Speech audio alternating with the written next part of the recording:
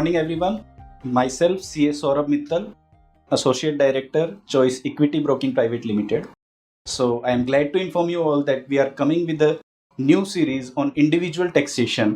और मुझे पूरी उम्मीद है कि इस सीरीज के बाद में हम सब ये समझने में हमारे लिए बहुत इजी होने वाला है कि हम कैसे टैक्सेशन की गहराइयों को समझें और कैसे अपने अलग अलग टैक्सेशन को की सेक्शंस को एक इजी लैंग्वेज के अंदर समझें। तो आज इसके सबसे पहले एपिसोड के अंदर हम समझने वाले हैं कि सेक्शन 80C के अलावा हम कहाँ कहाँ पे अपने टैक्स को बचा सकते हैं। बीइंग अ चार्टेड अकाउंटेंट, एक बहुत ही कॉमन क्वेश्चन जो मुझे बार बार में सुनने को मिलता है कि टैक्स कैसे बचाया जाए, और ये क्वेश्चन इवन और भी ज़्यादा कॉम्प्लिकेट हो जाता है जब मैं किसी सैलरीड एम्प्लॉयड से बात कर रहा हूँ या किसी सैलरीड पर्सन से बात कर रहा हूँ। तो हम आज देखेंगे कि सेक्शन 80C के अलावा और कौन कौन से सेक्शन हैं, कौन कौन से रूल हैं इनकम टैक्स एक्ट के अंदर जहाँ पे एक इंडिविजुअल एसएससी और एक असेसी टैक्स बचा सकता है। लेकिन यहाँ पे पहुँचने से पहले हमें समझना पड़ेगा अलग अलग टर्म्स को जो इनकम टैक्स एक्ट के अंदर बताई गई है। हम काफ़ी बार सुनते हैं tax evasion, tax avoidance, tax planning. तो सबसे पहले हम आते हैं टैक्स इवेजन पे। टैक्स इवेजन क्या है? टैक्स इवेजन इज जब हम गवर्नमेंट से कुछ डेटा छुपाते हैं, हम पूरी इंफॉर्मेशन गवर्नमेंट को नहीं देते हैं और उसकी वजह से हम गवर्नमेंट को कम टैक्स पे करते हैं, जो कि ऑल टुगेदर इलीगल है। तो हमें ऐसा कुछ करके टैक्स नहीं बचाना है, हमें इसके लिए कभी नहीं जाना। इसके बाद में हम समझेंगे कि टैक्स अवॉइडेंस क्या है। टैक्स अवॉइडेंस वो मेथड है जब आप इनकम टैक्स एक्ट की कुछ लूप होल्स को, कुछ कमियों का बेनिफिट उठाते हैं और उससे टैक्स बचाने की कोशिश करते हैं। ऑल्दो ये लीगल है बट ये इमोरल है, मतलब मोरली ये सही नहीं है। तो हमें कोशिश करनी है कि हम टैक्स अवॉइडेंस भी ना करें। जो हमारे लिए सही चीज़ है, जो हमें करना चाहिए, वो है टैक्स प्लानिंग।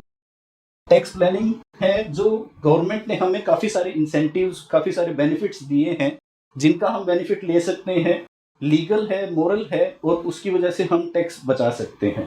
तो आज की इस एपिसोड के अंदर हम यही कवर करने वाले हैं कि हम कैसे गवर्नमेंट की स्कीम्स, गवर्नमेंट के सेक्शंस को बेनिफिट लेते हुए इनकम टैक्स एक्ट के अंदर अपना इनकम टैक्स मिनिमाइज कर सकते हैं। हम उन तरीकों को समझेंगे जो कन्वेंशनली हम जो फॉलो करते हैं उसके अलावा है और जिससे हमारी टैक्स लायबिलिटी हम कम कर पाएंगे। तो सबसे पहले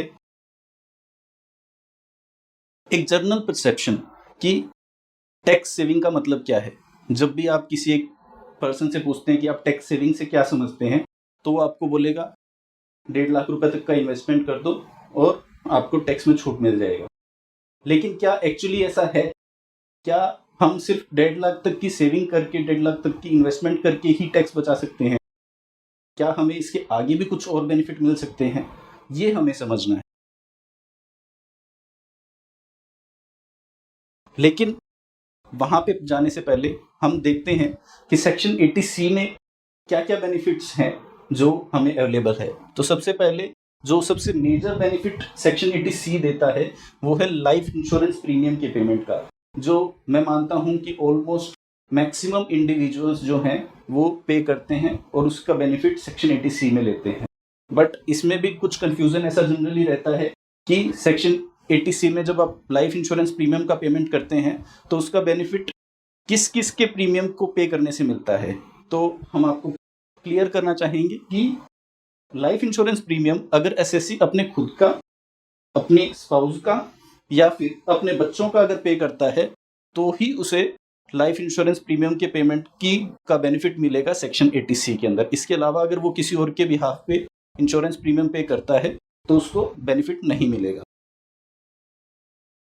लाइफ इंश्योरेंस प्रीमियम के अलावा और कौन कौन सी चीजें हैं जिसका हमें सेक्शन 80C के अंदर बेनिफिट मिलता है?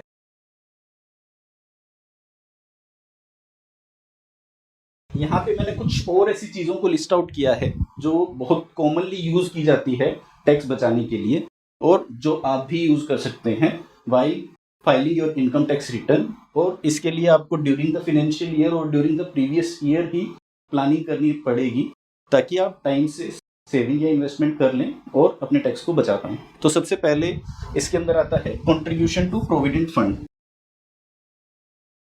कंट्रीब्यूशन टू प्रोविडेंट फंड के अंदर आपका पब्लिक प्रोविडेंट फंड या फिर एम्प्लॉय प्रोविडेंट फंड आता है, जो एक एम्प्लॉय का डिडक्ट करता है। अगर आप उसके अंदर कुछ भी सेविंग्स करते हैं तो उसका बेनिफिट आप सेक्शन 80C के अंदर ले सकते हैं। सेकंड जो चीज है वो है mutual funds in the form of SIP, जो आप मंथली पे कर सकते हैं। काफी सारे म्यूचुअल फंड्स के ऑप्शंस हैं उनमें, या फिर एक लमसम अमाउंट भी आप पे कर सकते हैं, लेकिन ये आपको इंश्योर करना होगा कि वो इक्विटी लिंक्ड सेविंग स्कीम हो। आप डेट लिंक में अगर सेव करते हैं तो उसमें आपको टैक्स का बेनिफिट नहीं मिलेगा, but equity linked saving scheme में आपको इसका बेनिफिट मिलता है। थर्ड है ट्यूशन फीस कोई स्कूल से रिलेटेड है या फिर कॉलेज से रिलेटेड है। जो प्योर अमाउंट ट्यूशन फीस का रहेगा उसमें आपने जितना भी पे किया है ड्यूरिंग द प्रीवियस ईयर, उसका बेनिफिट आपको इस सेक्शन में मिल जाएगा। इससे नेक्स्ट आएगा, अगर आपने कोई होम लोन लिया हुआ है और ड्यूरिंग द ईयर आप उसका रीपेमेंट करते हैं, तो जो उसके अंदर प्रिंसिपल अमाउंट रहेगा उसका बेनिफिट आपको 80C के अंदर मिल जाएगा। नेक्स्ट, फिक्स डिपॉजिट अगर आप कोई भी करते हैं जिसकी अवधि 5 साल से ज़्यादा है, तो फिर आप उसका benefit as a investment section 80C के अंदर ले सकते हैं।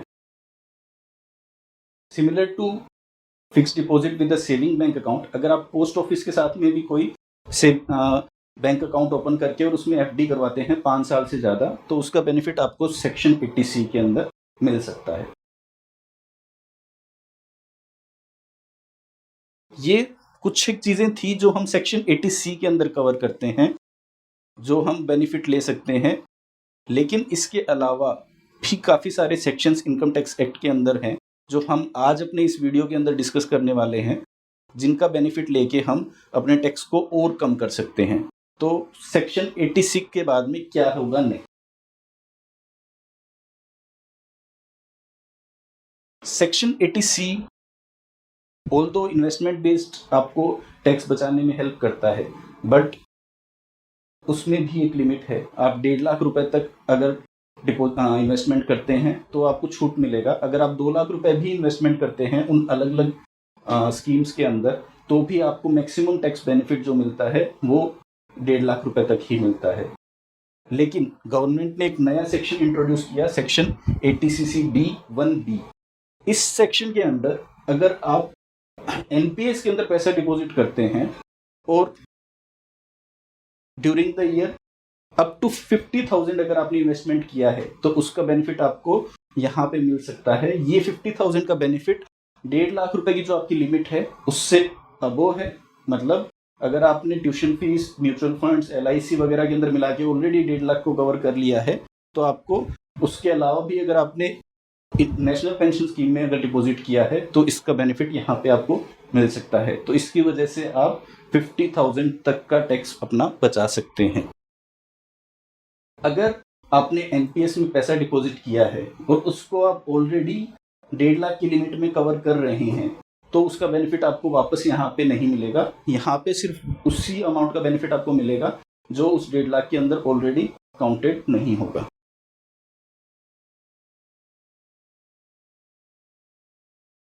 नेक्स्ट रहेगा सेक्शन 80D। सेक्शन 80D के अंदर बेसिकली हम कवर करते हैं लाइफ इंश्योरेंस प्रीमियम के अलावा जब हम किसी हेल्थ इंश्योरेंस प्रीमियम का अमाउंट पे करते हैं या फिर हम कोई मेडिकल एक्सपेंसेस का पेमेंट करते हैं ड्यूरिंग द प्रीवियस ईयर, तो उसका बेनिफिट हमें इस सेक्शन के अंदर मिल सकता है। यहाँ पे ये समझने वाली बात होगी कि दो चीज़ें कवर हैं, वो है हेल्थ इंश्योरेंस प्रीमियम और मेडिकल एक्सपेंसेस। इस सेक्शन के अंदर आपको 1 लाख रुपए तक की बेनिफिट मिल सकती है। मतलब आप अपने टैक्सेबल इनकम को 1 लाख रुपए तक कम कर सकते हैं, डिपेंडिंग अपॉन आपकी फैमिली साइज क्या है, उसके अंदर सीनियर सिटीजन कौन है, आपने कितना प्रीमियम पे किया है। ये भी चीज़ है कि अगर आपने कोई प्रिवेंटिव हेल्थ चेकअप करवाया है तो उसका बेनिफिट भी आप इस सेक्शन के अंदर ले सकते हैं। उसका भी अगर आपने कोई पेमेंट किया है तो वो भी आप इस सेक्शन में कवर कर सकते हैं। इस सेक्शन के अंदर फैमिली के अंदर आप क्या क्या इंक्लूड करेंगे? फैमिली के अंदर आप एसएससी अपना अगर खुद का पेमेंट कर रहा है हेल्थ इंश्योरेंस प्रीमियम का, या फिर अपने वाइफ या हस्बैंड का कर रहा है, कोई भी उसका डिपेंडेंट चिल्ड्रन है जो मतलब जो उसके ऊपर ही डिपेंडेंट है एसएससी के ऊपर, या फिर उसके पेरेंट्स हैं, वो सब इस सेक्शन के अंदर कवर हैं। उनसे रिलेटेड अगर वो कोई भी हेल्थ इंश्योरेंस प्रीमियम पे करता है या फिर प्रिवेंटिव हेल्थ चेकअप से रिलेटेड एक्सपेंसेस करता है, तो उन सब का बेनिफिट टू 1 लाख रुपीज़ उसको इस सेक्शन के अंदर मिल सकता है।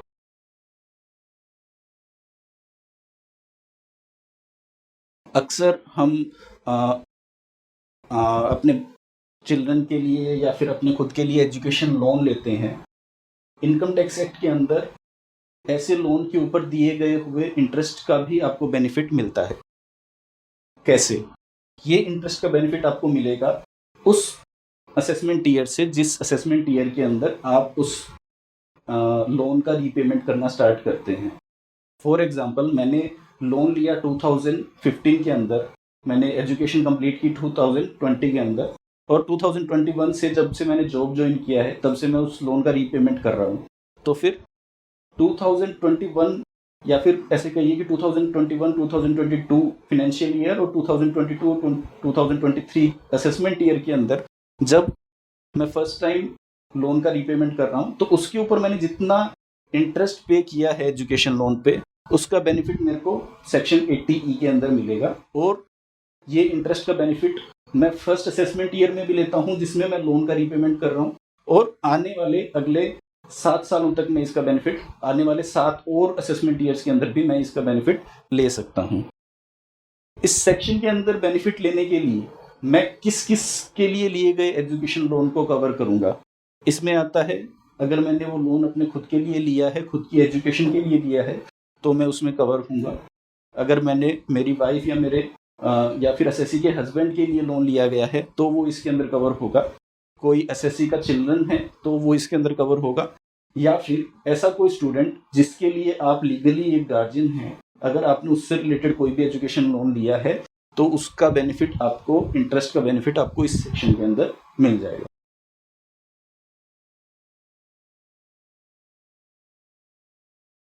इंटरेस्ट ऑन होम लोन, हम जनरली इसके बारे में सुनते हैं कि अगर मैं कोई घर खरीदता हूँ तो मुझे उसका टैक्स का बेनिफिट मिल सकता है, बट एक्चुअली ये कैसे मिलता है, कितना अमाउंट मिलता है, क्या बेनिफिट है, ये हम समझते हैं। तो इंटरेस्ट ऑन होम लोन हमें सेक्शन 24 के अंदर मिलता है, जिसके अंदर ना सिर्फ घर बनाने के लिए जो लोन लेते हैं उसको हम कवर करते हैं, इसके अलावा अगर हम घर खरीदते हैं, हम घर के अंदर कोई भी रिपेयर मेंटेनेंस करवाते हैं, कोई रिकंस्ट्रक्शन करवाते हैं, या फिर कोई रिनोवेशन करवाते हैं किसी भी टाइप का, उन सब से रिलेटेड कोई भी अगर लोन लिया जाता है तो वो भी हम इस सेक्शन में कवर कर सकते हैं और उसका बेनिफिट हमें यहाँ पे मिल सकता है। अगर हमने कोई प्रॉपर्टी जिसके लिए हमने एक्सपेंसेस किया, जिसके लिए हमने लोन लिया है, उसको हम रेंट पे देने वाले हैं, तो हम जिस साल उसको रेंट पे देते हैं उस साल पे जितना भी हमारा इंटरेस्ट पेमेंट होता है वो पूरा का पूरा मुझे इनकम टैक्स एक्ट में अलाउ हो जाएगा, irrespective of any threshold limit. But अगर मैंने कोई प्रॉपर्टी कंस्ट्रक्ट की और उसको मैंने खुद एक्वायर किया हुआ है, खुद ही मैंने उसको ऑक्यूपाई किया हुआ है पर्सनल यूज़ के लिए, तो इंटरेस्ट का बेनिफिट मुझे 2 लाख रुपए तक मैक्सिमम मिलेगा। फॉर एन एग्जांपल, मैंने एक प्रॉपर्टी कंस्ट्रक्ट की 2019 के अंदर, अब करंट फाइनेंशियल ईयर 2020-21 के अंदर मैं उसकी ईएमआई पे कर रहा हूँ, और 2021 के अंदर उसका टोटल जो इंटरेस्ट कंपोनेंट है रीपेमेंट का वो मेरा आता है 2,25,000 रुपये।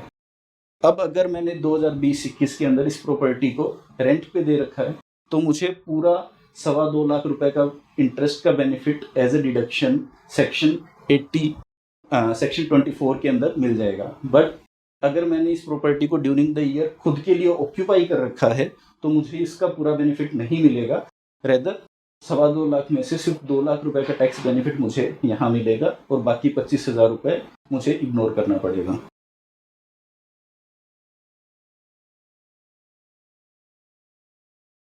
सेक्शन 24 ऐसा था जो काफ़ी लोग जानते हैं, काफ़ी लोग इसका बेनिफिट उठाते हैं, बट गवर्नमेंट ने एक और सेक्शन इंट्रोड्यूस किया गवर्नमेंट काफ़ी टाइम से एक स्कीम पे फोकस कर रही है, affordable housing finance, affordable housing scheme.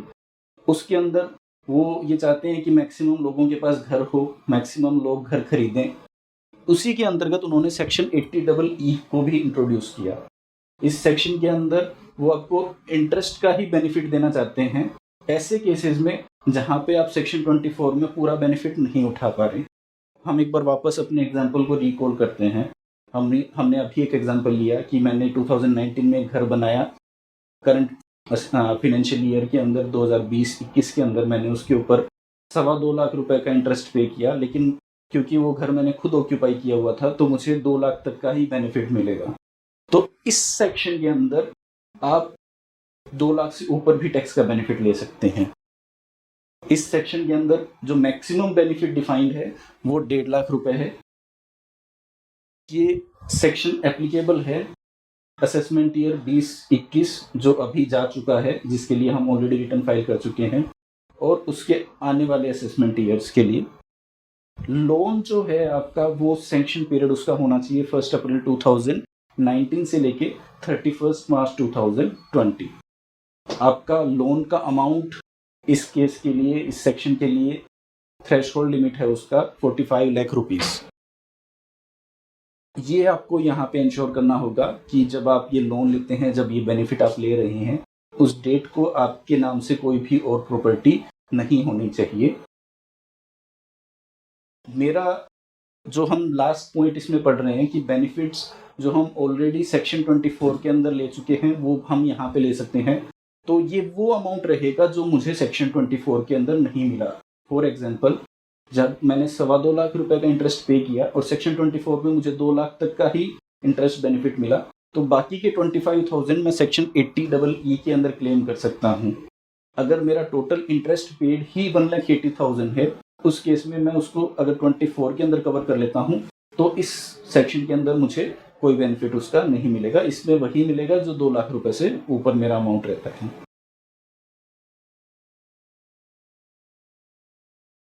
Next we are going to discuss regarding the house rent paid. Generally salaried employ के केस में हम देखते हैं कि उनको हाउस रेंट अलाउंस मिलता है और उसका हम टैक्सेशन के अंदर बेनिफिट ले पाते हैं, जो कैलकुलेशन का तरीका इनकम टैक्स एक्ट के अंदर दिया गया है। बट कुछ केसेस में ऐसा होता है कि जहाँ पे हम HRA का बेनिफिट नहीं ले सकते, या इवन हम अगर बात करें तो non salaried employees, non salaried assessees की केस के अंदर हमारे पास HRA का ऑप्शन नहीं होता। उन केस के अंदर हम सेक्शन 80G के अंदर हाउस रेंट जो आप पे कर रहे हैं, जो एक्सपेंसेस पे कर रहे हैं, उसका बेनिफिट ले सकते हैं। इस सेक्शन के अंदर आप अप टू 60,000 अपना टैक्सेबल इनकम रिड्यूस कर सकते हैं और 60,000 रुपए पे आप कम टैक्स पे कर सकते हैं। इसको कैलकुलेट करने के लिए आपको देखना होगा कि अमाउंट जो है इन तीनों में से कम होना चाहिए। कौन से तीन? 25% of total income excluding capital gain, मतलब आपकी सभी सोर्सेज से during the previous year, during the financial year जो भी इनकम है वो उसका 25%, और उस इनकम में कैपिटल गेन एक्सक्लूड आपको करना होगा। एक वो आपको देखना होगा।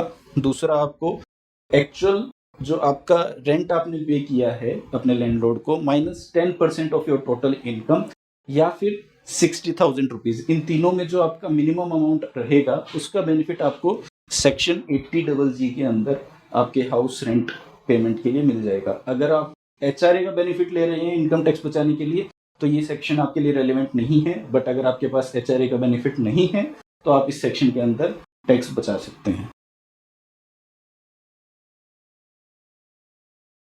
नेक्स्ट जो हम डिस्कस करने वाले हैं वो है, हम अगर सेविंग बैंक अकाउंट के ऊपर कोई इंटरेस्ट इनकम गेन करते हैं तो उसके ऊपर हमें बेनिफिट मिलता है। Section 80TTA। Section 80TTA assesses को अवेलेबल है इंडिविजुअल असेसिस के लिए अदर देन सीनियर सिटीजन्स। इसके अंदर जो गौर करने वाली चीज़ है वो आपका सेविंग अकाउंट के लिए इंटरेस्ट एप्लीकेबल होगा। अगर आपका कोई भी FD रिकरिंग डिपॉजिट के ऊपर इंटरेस्ट है तो, या टर्म डिपॉजिट के ऊपर इंटरेस्ट है, तो वो इसके अंदर कवर नहीं होगा। अगर आपका सेविंग बैंक अकाउंट है, चाहे वो बैंक के साथ में है, पोस्ट ऑफिस के साथ में है, कोऑपरेटिव सोसाइटी के साथ में है, तो उसके ऊपर आने वाले इंटरेस्ट के ऊपर आप टैक्स की छूट ले सकते हैं। हम उस इंटरेस्ट को अपने अदर सोर्सेज की इनकम का पार्ट बनाते हैं। बट अगर वो इनकम 10,000 रुपये तक की है तो हम उस पूरे इनकम को एक्सक्लूड करके उस पर डिडक्शन लेके और टैक्स बचा सकते हैं। अगर मेरा इंटरेस्ट का अमाउंट 15,000 रुपये है तो फिर मुझे 10,000 रुपये तक की छूट मिलेगी और 5,000 रुपये मुझे टैक्स पे करना पड़ेगा। 5,000 रुपये के ऊपर मुझे टैक्स पे करना पड़ेगा। इसके बाद में हम देखते हैं कि इंटरेस्ट अंडर सेक्शन 80TTB के अंदर हमें क्या बेनिफिट मिलेगा। नोट करने वाली बात यह है कि ये सेक्शन सिर्फ सीनियर सिटीजन्स के लिए एप्लीकेबल है, बट सीनियर सिटीजन्स को इस सेक्शन के अंदर कवर करके गवर्नमेंट अपने सेविंग्स बैंक डिपॉजिट पे मिले इंटरेस्ट को और एक्सटेंड करना चाहती है। मतलब यहाँ पे आपको इंटरेस्ट इनकम पे टैक्स एग्जम्पशन मिलेगा अगर आपका interest not only saving bank से है, अगर आपको कोई फिक्स डिपॉजिट के ऊपर इंटरेस्ट मिल रहा है या रिकरिंग डिपॉजिट के ऊपर भी इंटरेस्ट मिल रहा है, चाहे वो बैंक हो या पोस्ट ऑफिस हो या कोऑपरेटिव सोसाइटी हो, तो उसका बेनिफिट भी आपको इस सेक्शन के अंदर मिल सकता है। बट ये सेक्शन सिर्फ सीनियर सिटीजन्स के लिए एप्लीकेबल होगा।